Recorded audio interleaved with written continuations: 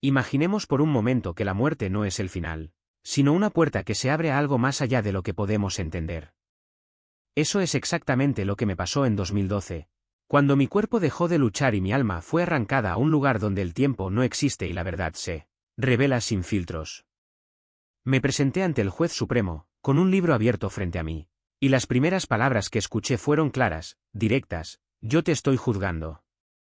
No había lugar para dudas ni negociaciones. Era el momento de la verdad absoluta. A mi lado se materializó una presencia oscura, tan densa que parecía aspirar el aire a su alrededor. Era un ser demoníaco, inmenso, con una energía que pesaba como plomo en mi pecho. Cuando me miré las piernas, eran de un verde enfermizo y cadavérico, como si la muerte ya hubiera comenzado a consumirme. No había lugar a dudas, este era el presagio del fin. El espíritu maligno fijó sus ojos en los míos y declaró, con aterradora frialdad: estoy aquí para llevarte a tu muerte. Ahora. Y entonces, sin previo aviso, comencé a ser arrastrado hacia abajo, como si un abismo sin fondo me arrastrara hacia adentro. Fue entonces cuando vi esas caras.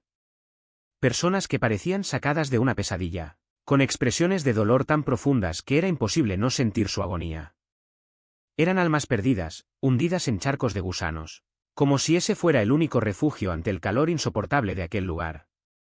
Le pregunté a uno de ellos si estaba bien, pero la respuesta fue solo una mirada en blanco, llena de desesperación. Fue en ese momento que entendí. Estaba frente a una realidad que pocos tienen la oportunidad de presenciar y volver a contar. Pero mi historia no comenzó ahí. Años antes ya tenía una relación intensa con lo divino. Siempre he sido una persona introspectiva, que buscaba respuestas en soledad, hablando con Dios como si estuviera a mi lado. Cuando finalmente le entregué mi vida, sentí una alegría que no podía contener dentro de mí. Era como si estuviera en una luna de miel espiritual, una conexión tan profunda que sentía que nada podía sacudir mi fe. Entonces, una fría mañana en Black Beauty, Oregón, todo cambió. Estaba en una cabaña con mi hermano y mi padre cuando de repente me desperté en un estado que solo puedo describir como trance. Mi cuerpo estaba paralizado, pero mi mente estaba más alerta que nunca.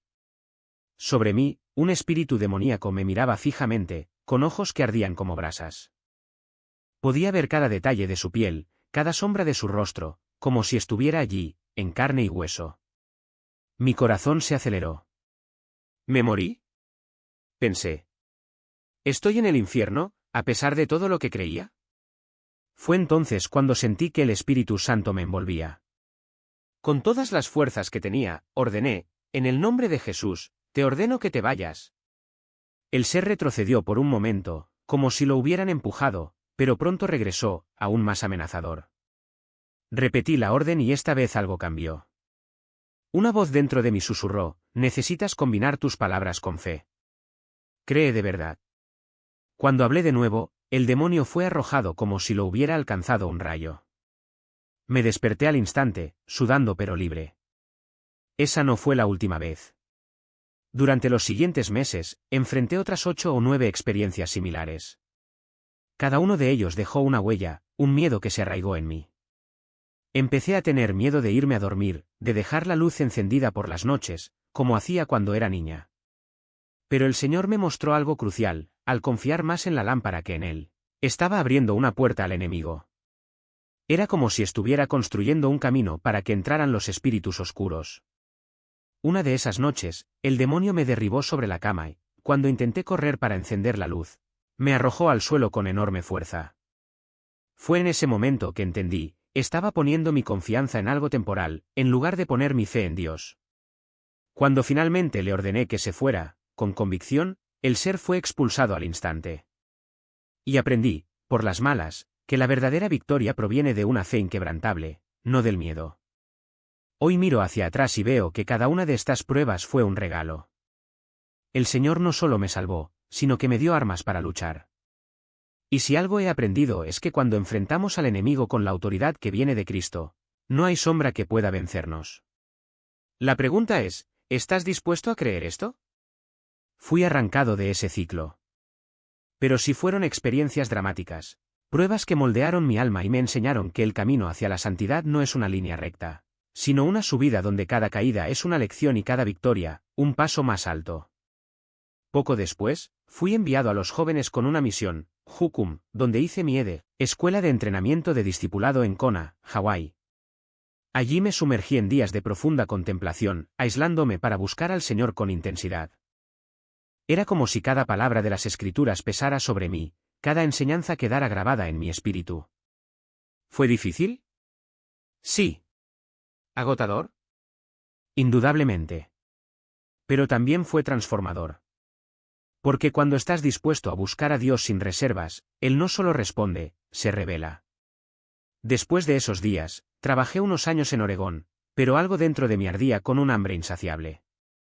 Era un deseo tan fuerte que no podía ignorarlo, necesitaba un encuentro cara a cara con el Señor. No bastaba conocerlo de lejos, quería ser lleno del Espíritu Santo, bautizado en su presencia de una manera que no dejara dudas. No estaba contento solo con el don de lenguas, anhelaba evidencia tangible, una inmersión profunda en la gloria de Dios. Entonces decidí dedicarme. Pasé 6 meses buscando al Señor con ayuno y oración. No ayuné todos los días, pero la mayoría de ellos, una comida, a veces más. Después del trabajo, o incluso cuando no tenía obligaciones, me retiraba a un campo abierto o en medio del bosque. Allí, a solas con Dios, leí la palabra, ayuné y esperé. Y sucedió algo extraordinario, una pureza que nunca antes había conocido me invadió. Dios me liberó de las cadenas que llevaba desde pequeña, la lucha contra la lujuria, contra los pensamientos impuros, contra todo lo que me alejaba de Él. Y por primera vez me sentí verdaderamente libre. Durante este tiempo, un versículo destacó en mi corazón como una bandera, Salmo 24, 3-5. ¿Quién podrá subir al monte del Señor? ¿Quién podrá estar en su lugar santo? El que tiene manos limpias y corazón puro, el que no se vuelve a ídolos ni jura por dioses falsos. Recibirá bendición del Señor y justicia del Dios de su salvación. Sabía que para experimentar plenamente la presencia de Dios, necesitaba caminar en santidad. No se trataba solo de decir Jesús es mi Señor, sino de vivir como Él mandaba. Era permanecer en Él, como un pámpano en la vid, porque sin eso no hay fruto, no hay vida. Y entonces, una tarde, mientras oraba por la ciudad, clamé, Espíritu Santo, ayúdame a orar. Y en el mismo momento sentí su presencia descender sobre mí como un pesado manto. Se me dio una visión, vi al Señor en el cielo y mi vida nunca volvió a ser la misma. A partir de ese momento, experimentar la presencia de Dios se convirtió en algo cotidiano. Cuando lo busqué, Él estaba presente. Fue un momento decisivo, un bautismo en el Espíritu que redefinió mi existencia. Otra porción de las Escrituras que el Señor grabó en mi corazón fue Juan 15, 1-10. Yo soy la vid verdadera, y mi Padre es el viñador. Todo pámpano que está en mí no da fruto, lo quita, y todo pámpano que da fruto, lo poda, para que dé aún más fruto. Vosotros ya estáis limpios por la palabra que os he hablado. Permaneced en mí, y yo permaneceré en vosotros. Ningún pámpano puede dar fruto por sí solo, si no permanece en la vid. Tampoco vosotros, si no permanecéis en mí, no podéis llevar fruto. Yo soy la vid, vosotros sois los pámpanos. El que permanece en mí y yo en él, lleva mucho fruto, porque separados de mí nada podéis hacer. Si alguno no permanece en mí, será como un pámpano que se desecha y se seca. Así como yo he obedecido los mandamientos de mi Padre y permanezco en su amor. Estas palabras no eran solo un texto, eran un mandato, una promesa, una realidad que el Señor me mostró. Si obedeciera sus mandamientos, permanecería en su amor. Si permaneciera en él, daría fruto. Si me alejaba, se secaría. No era una opción, era una cuestión de vida o muerte espiritual. Pero incluso después de un encuentro tan poderoso, el enemigo no se rinde. 3 años después, una pelea que pensé que había ganado resurgió con fuerza. ¿Cómo podría ser? Después de todo lo que Dios había hecho en mí, ¿cómo podría volver a caer en la inmoralidad? Pero el diablo es astuto. No ataca frontalmente, seduce, distorsiona, ofrece soluciones falsas. Y, en un momento de debilidad, cedí. Primero, fue un pensamiento que dejé habitar en mi mente. Luego, una justificación, solo una mirada, solo para aliviar la tensión. Y antes de darme cuenta, Estaba atrapada nuevamente en un ciclo de pornografía, vergüenza y arrepentimiento. Al principio, el Señor vino a mí con ternura, como un padre amoroso: hijo mío, debes detener esto.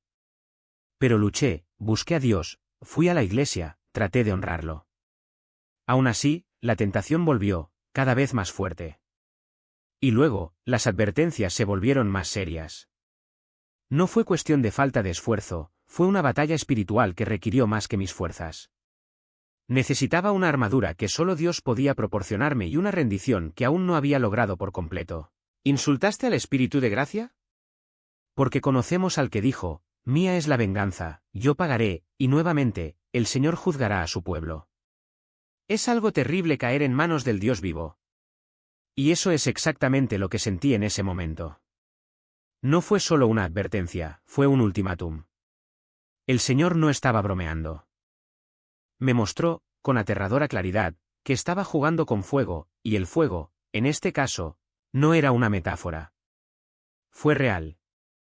Cada vez que volvía a pecar, incluso después de haber probado la dulzura de su presencia, era como si escupiera en el rostro de Cristo, pisando su sangre como si fuera algo común. ¿Y el más terrorífico? Lo sabía. En el fondo lo sabía.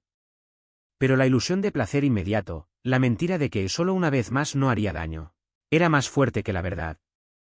Ese pasaje de Hebreos no era solo un texto bíblico para mí, era una oración. Y el Señor lo usó para sacudirme. Si continuamos pecando deliberadamente después de haber recibido el pleno conocimiento de la verdad, ya no queda sacrificio por los pecados. No hay más escapatoria. No hay más excusas. Ya no hay más: Dios, perdóname, lo intentaré de nuevo. Cuando sabes la verdad, cuando sabes lo que estás haciendo, cuando sientes el peso de la elección entre la vida y la muerte, y sin embargo, eliges la muerte, ¿qué queda? Juicio. Fuego. Y lo había probado en ambos sentidos. Pero Dios, en su infinita misericordia, no me dejó allí. Me dio otra oportunidad, no porque la mereciera, sino porque Él es fiel. Y fue en ese momento que comenzó a mostrarme algo aún más profundo: el pecado no era solo un acto aislado. Era un estilo de vida. No solo estaba luchando con la pornografía o con el exceso de trabajo, estaba construyendo un reino para mí. Un reino donde yo era el centro, donde mis deseos, mis ambiciones, mis necesidades estaban antes que todo lo demás. Y eso, sí, era idolatría.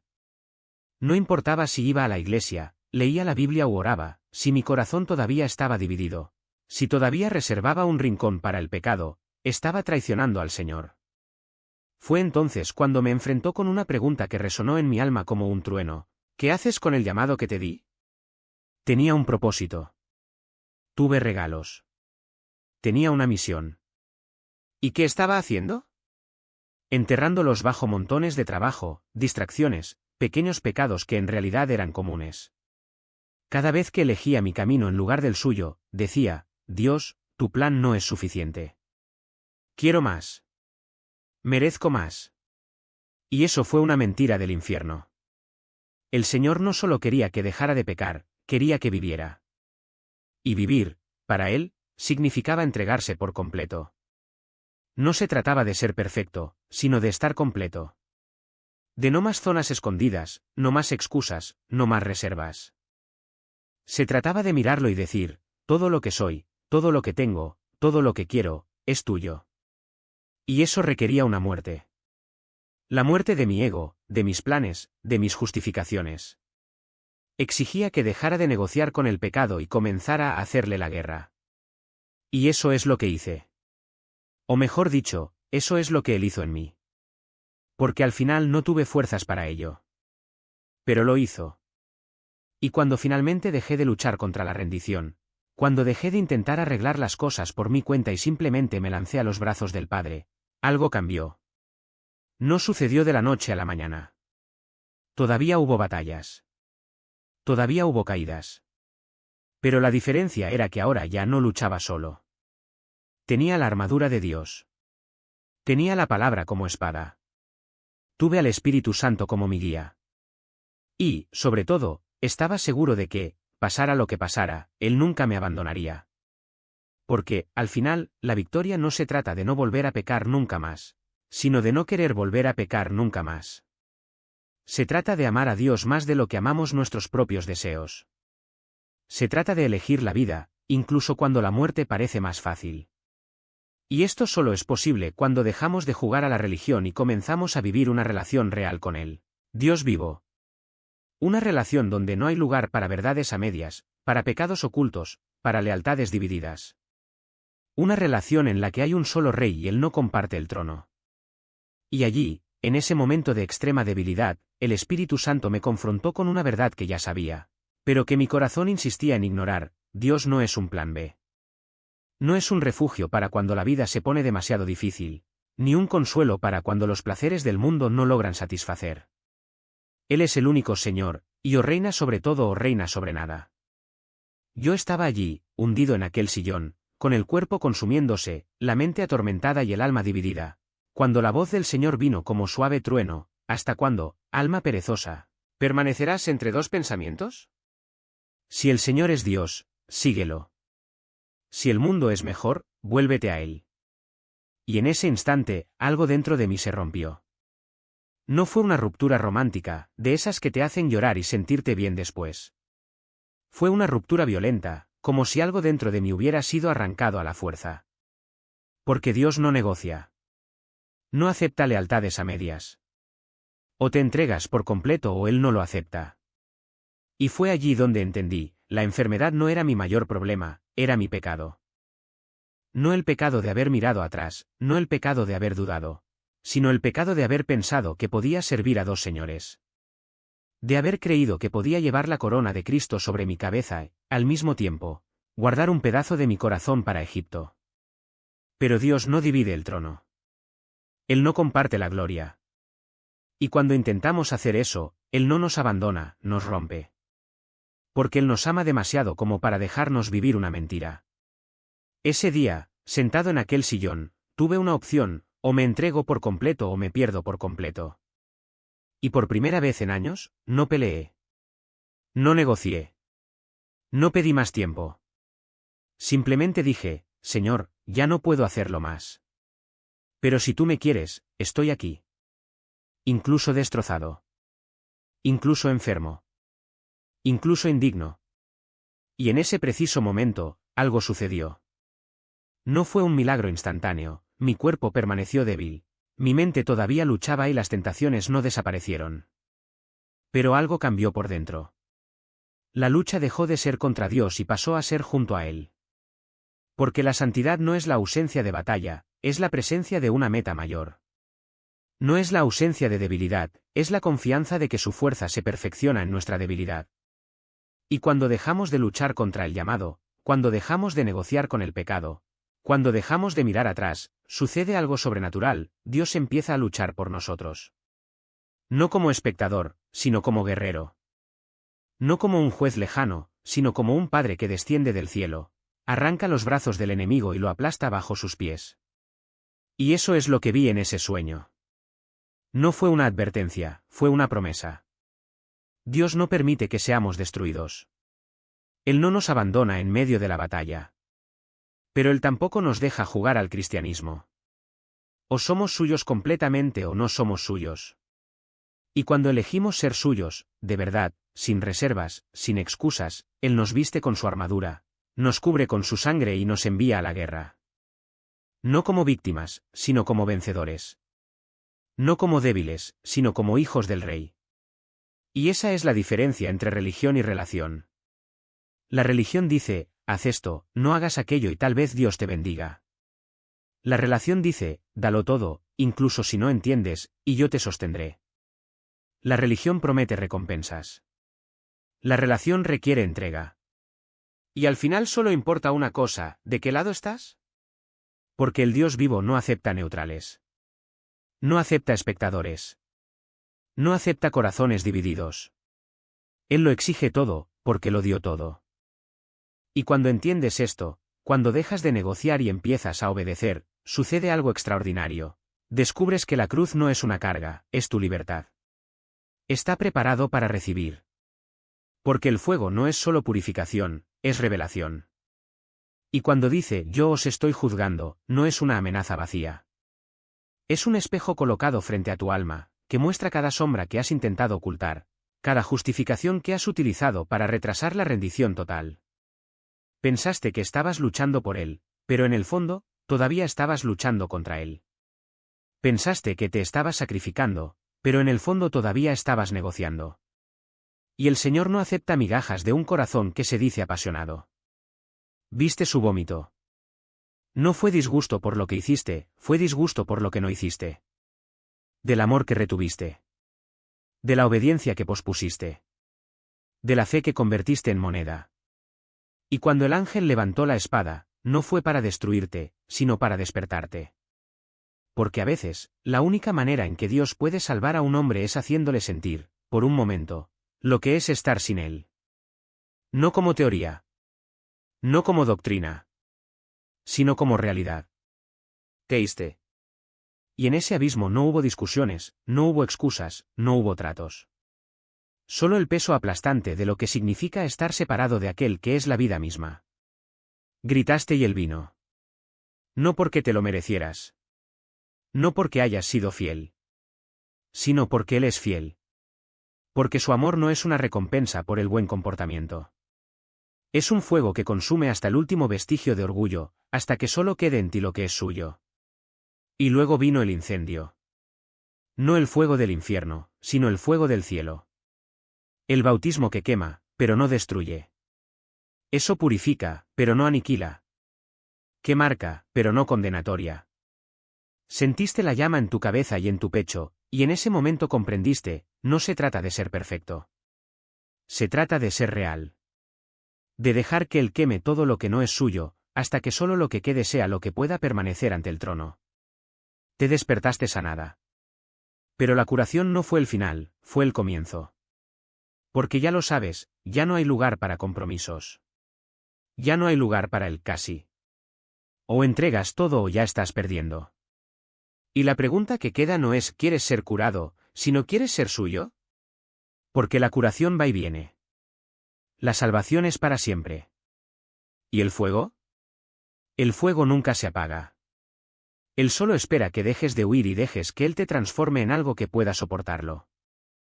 ¿Has sentido alguna vez el peso del fuego que no consume, sino que transforma? Porque eso es lo que Él está haciendo. No es un castigo, es una invitación. Una invitación a dejar de ser paja que se lleva el viento y convertirnos en trigo firme, arraigado en la verdad. Y cuando Juan el Bautista habló del aventador, no estaba describiendo una amenaza lejana. Estaba anunciando lo que ya comenzó en ti. El aventador no espera. Ya tiene la pala en la mano. ¿Y el viento? El viento es el espíritu, que sopla sin piedad sobre todo lo que es demasiado ligero, todo lo que no puede resistir el peso de la gloria. ¿Alguna vez has sentido este viento? ¿Has notado cómo él separa, cómo expone, cómo él no deja piedras sin remover en tu vida hasta que solo quede lo que es puro, lo que es eterno? Porque el fuego no es para los débiles, es para aquellos que eligen ser fuertes. Para aquellos que dicen, arde, Señor. Arde hasta que sea exactamente lo que tú quieres que sea. Y cuando os llama al desierto, no es por casualidad. Es porque el desierto es el lugar donde no hay distracciones, donde no hay escapatoria. Donde escuchas el silencio de Dios o el rugido del fuego. Lo sentí. Días enteros sin alimento, noches en vigilia, el peso de la presencia como una mano en el pecho, presionando hasta que solo quede lo suyo. ¿Y sabes qué pasa cuando obedeces? Vuelve la paz. No la paz del mundo, la que desaparece con el primer viento contrario. Su paz. Ese que te dice, vas por el camino correcto, aunque duela. Pero no nos equivoquemos, este camino no es para indecisos.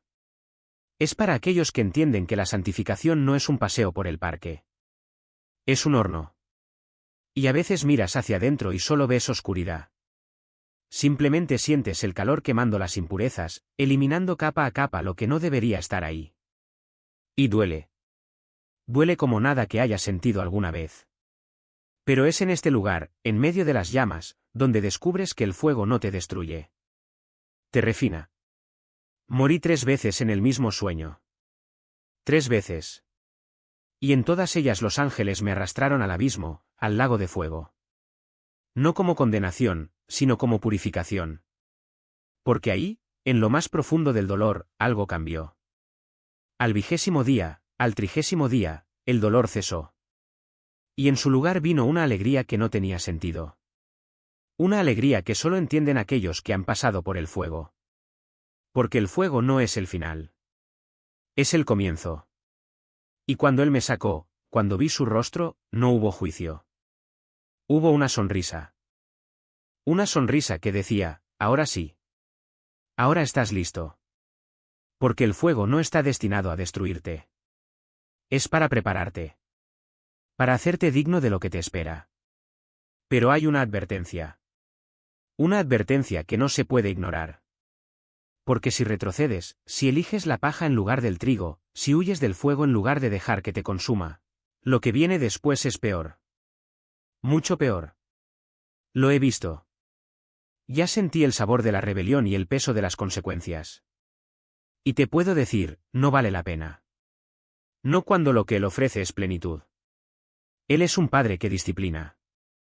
Un juez que no cierra los ojos. Un guerrero que no retrocede.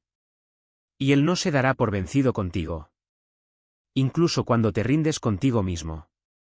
Porque el fuego no es una opción. Es una necesidad.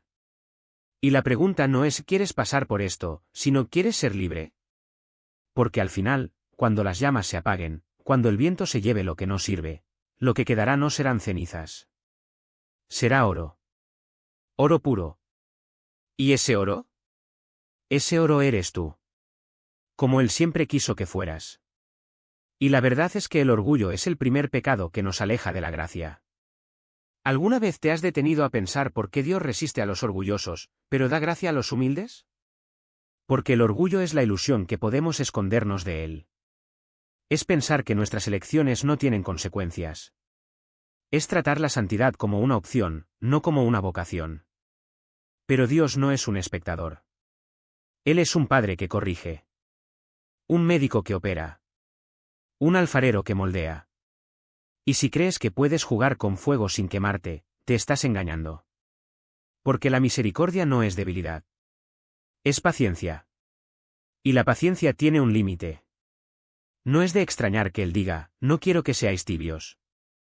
Tibio es el que juega con el pecado como si fuera un juego. Tibio es quien confunde gracia con permiso. Tibio es el que cree que puede negociar con Dios. Pero Dios no negocia. Se transforma. Y la transformación duele, porque requiere que dejes ir lo que te destruye. ¿Has visto alguna vez restaurado un jarrón roto? Las piezas no encajan por sí solas. Se necesita presión. Calor. Tiempo. Y a veces incluso martillazos.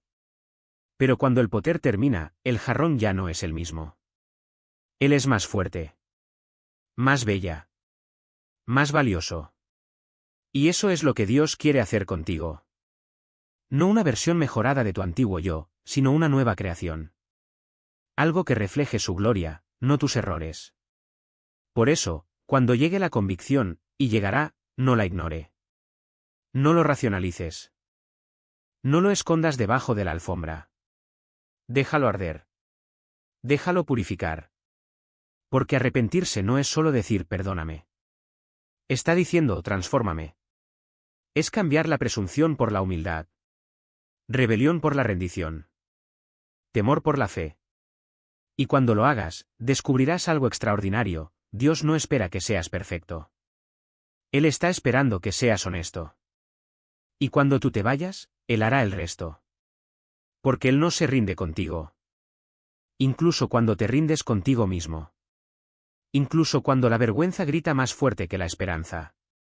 Incluso cuando parece que el fuego lo consumirá todo. Él está ahí. No para destruir, sino para refinar. No abandonar, sino llevar. Y al final, cuando las cenizas se disipen, lo que quedará no será solo oro. Será un testimonio. Una vida que dice al mundo, mira lo que Dios puede hacer con alguien que se entrega.